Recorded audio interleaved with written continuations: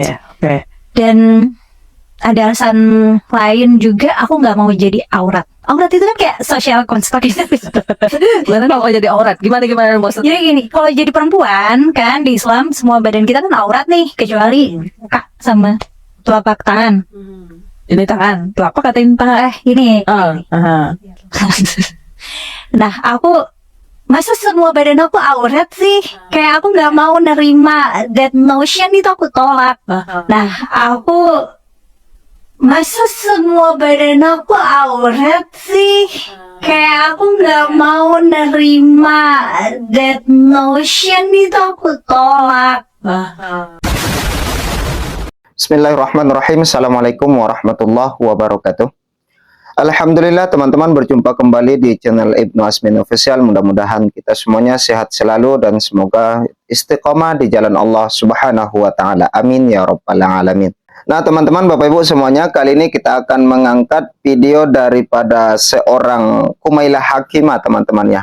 Karena belakangan ini video-video daripada Kumailah Hakimah ini sedikit meresahkan umat dan sudah banyak para YouTuber muslim mengangkatnya dan mereaksinya, teman-teman. Di mana di dalam video ini Kumailah sedang berada di dalam sebuah podcast lalu memperbincangkan masalah kerudung ataupun hijab ataupun jilbab, teman-teman. Ada beberapa poin yang ia sampaikan di dalam podcast tersebut dan salah satunya dia mengatakan mengaku hafal Quran, suka Al-Quran tapi tidak setuju dengan perintah-perintah dalam Al-Quran. Seperti misalnya masalah kerudung hijab. Bagi Kumailah Hakimah, kalau menggunakan hijab itu seolah-olah cuma mengumumkan identitasnya ke dunia dan itu tidak bermanfaat sama sekali, kata Kumailah Hakimah, teman-teman. Baik, coba kita lihat berikut ini video daripada Kumailah Hakimah. Nanti di ujung video akan kita sertakan juga pendapat daripada Ustadz Adi Hidayat. Mari simak berikut videonya, teman-teman, dan jangan lupa meninggalkan komentarnya. Berikut ini. Aku suka banget Quran dan itu kan kayak part of my hobby yang udah jadi identitas gitu, kayak kayak aneh aja kalau misalnya aku jadi akademisi studi Quran yang ngajar-ngaji sampai kerudung gitu. Terus ya itu masalah identitas ya. Kenapa buka lagi? Nah, tapi aku ngerasa itu nggak represent my identity karena kerudung itu kan simbol ideologi yang keras ya. Maksudnya dengan memakai jilbab itu sama aja mengumumkan pada dunia, aku adalah orang Islam yang taat loh guys.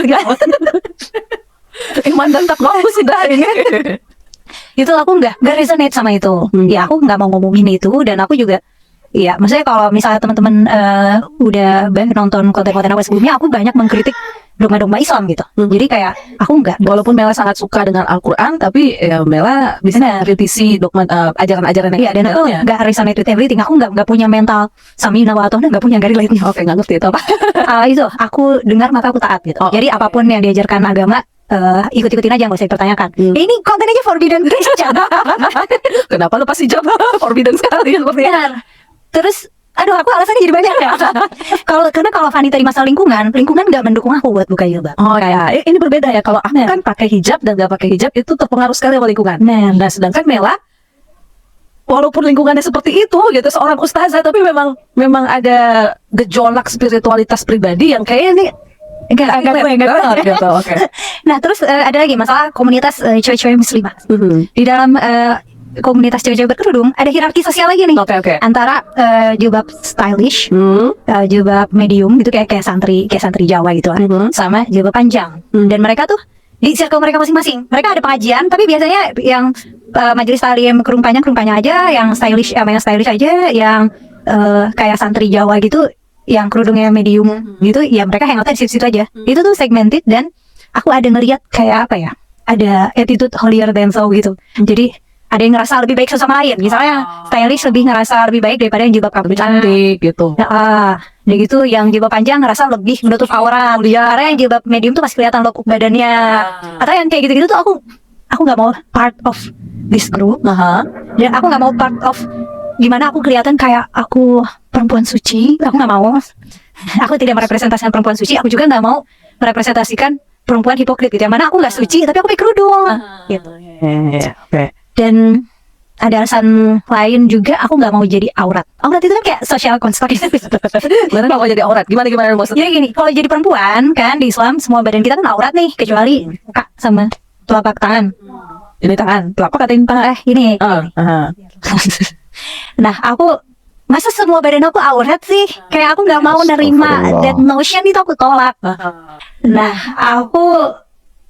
masa semua badan aku aurat sih? Kayak aku nggak mau nerima that notion, itu aku tolak. Dan sebagai perempuan berkerudung, kalau rambut kayak keluar ada yang ngingetin, atau kalau misalnya bajunya ketat dikit ada yang ngingetin terus, ya mungkin karena mereka ngeliat aku pakai kerudung, ya berarti kan aku ngikutin aturan berkerudung. Tapi kan sebenarnya aku cuek, tapi diingetin kayak gitu terus tuh sebel, atau kadang diomongin juga, misalnya kayak pakai kerudung tapi make upnya sebel gitu, atau pakai kerudung tapi apa gitu. Nggak tahu aja nih tahfiz Quran ustazah gitu kan. Sholat duhanya berapa kali, tahajudnya berapa kali gitu. Tapi that's the thing gitu. Jadi hijab itu jadinya kayak embel-embel di luar. Karena kan kita nggak tahu sebenarnya di belakangnya kayak gimana gitu. Aku nggak pernah nemu orang lain yang kayak sekali salat 5 halaman karena sekalian murojaah. Aku itu sekalian murojaah gitu. Jadi ngulang hafalannya pakai sholat. Oh, oke. Nah, tuh. Itu karena aku suka banget sama Quran ya. Tapi sebenarnya dibalik semua alasan kenapa buka kerudung, alasan yang paling penting adalah aku merasa aku lebih cantik. itu alasan yang paling penting. Itu paling penting, kayak rambut aku cantik guys. Padahal banyak yang bilang, oh setelah berhijab kamu makin cantik gitu. Tapi malah merasakan sebaliknya gitu. Kayak kalau pakai hijab jadi adem, kalau pakai hijab panas. Lebih hot gitu. Itu alasan paling penting sih sebenarnya, kayak aku lebih suka aku yang gak pakai hijab.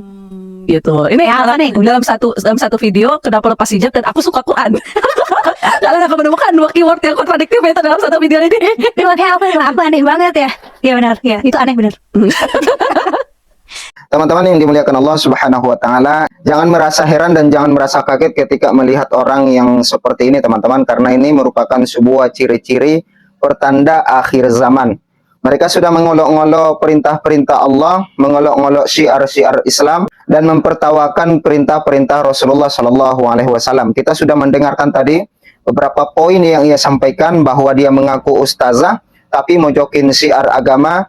Dia tidak mau dipandang sebagai wanita muslimah ataupun wanita yang suci, dan tidak terima aturan agama tentang batasan aurat perempuan. Hijab hanya sebatas embel-embel saja dan merasa lebih cantik ketika dia tidak memakai hijab. Tentunya ini teman-teman, ini merupakan sebuah pemahaman liberalisme yang akan memojokkan syiar-syiar Islam, yang akan mempertawakan, mengolok-olok perintah-perintah agama, perintah-perintah Allah Subhanahu wa taala. Berikutnya teman-teman, kita akan menyaksikan bagaimana pendapat daripada Ustadz Adi Hidayat berikut ini. Kan baik-baik, perempuan tuh berjilbab, hikmahnya banyak. Kalau kita bahas satu saat ayat tentang jilbab, saya urutkan tuh dari mulai fikihnya, hikmahnya, macam-macamnya. Itu Bu, saking sayangnya Allah, itu perempuan diminta berjilbab karena sayangnya Allah. Ya ayyuhan nabiyyu, hei Nabi sallallahu alaihi wasallam, katakan pada istri-istrimu, wa banatika, dan anak perempuanmu. Perhatikan, wa nisa'il mu'minin, dan semua perempuan yang beriman. Saya tanya, ibu perempuan tidak? Perempuan bukan? Beriman tidak? Berarti ayat ini untuk saya atau untuk ibu? Oh. Ayat ini untuk perempuan atau laki-laki? Yudnina min jalabibihinna asa an yu'rafna fala yu'dzain. Kata Allah, kenakan jilbab.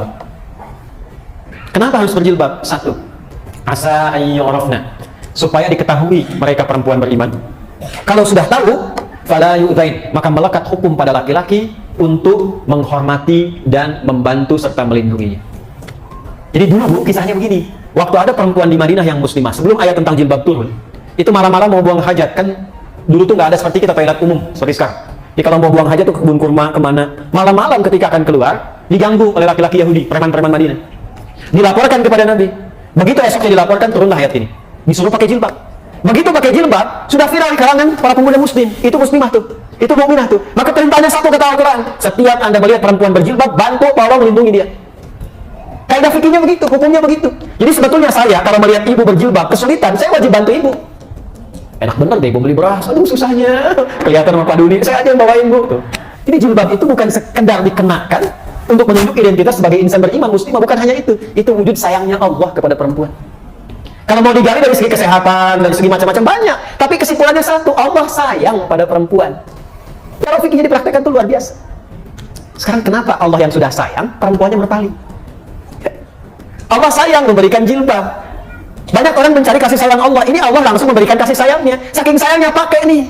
Saking sayangnya Allah, bahkan Masya Allah meninggal pun masih dijilbabin juga. Kain kafan perempuan kan beda dengan laki-laki Bu ya. Yang perempuan ada kudungnya tidak? Laki-laki ada tidak? Tidak. Jangan sampai meninggalnya pakai kudung, hidupnya nggak pakai jilbab. Ntar malaikat nanya, cie siapa nih katanya? Ya, udah meninggal kok kerudungan? Itu. Halo? Ini kan? Jelas ya? Jadi cara memposisikannya demikian. Jadi ibu maksudnya. Ibu tata betul tuh, akan tiba masa-masa seperti itu. Sekarang saya tanya, ada nggak pekerjaan yang membuka lowongan kerja untuk perempuan tapi harus lepas jilbab? Berarti hadis Nabi benar atau tidak? Tuh. Itu aja setelahnya itu. Jelas sampai sini? Alhamdulillah kita di Indonesia. Karena di Indonesia, untuk mempraktekkan agama itu sudah jadi ketentuan di undang-undang. Pasal 29 ayat 2. Negara menjamin kemerdekaan tiap-tiap penduduk untuk memeluk agamanya masing-masing dan beribadah menurut agama dan kepercayaannya itu. Jilbab bagi perempuan bagian dari ibadah.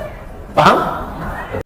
Bagaimana kira-kira pendapat Bapak Ibu teman-teman semuanya? Tentunya ini merupakan sebuah cara mereka untuk merusak perintah-perintah ataupun merusak syiar agama Islam teman-teman. Harap berhati-hati dan waspada, kuatkan akidahnya, tetap istiqomah di jalan Allah Subhanahu wa taala.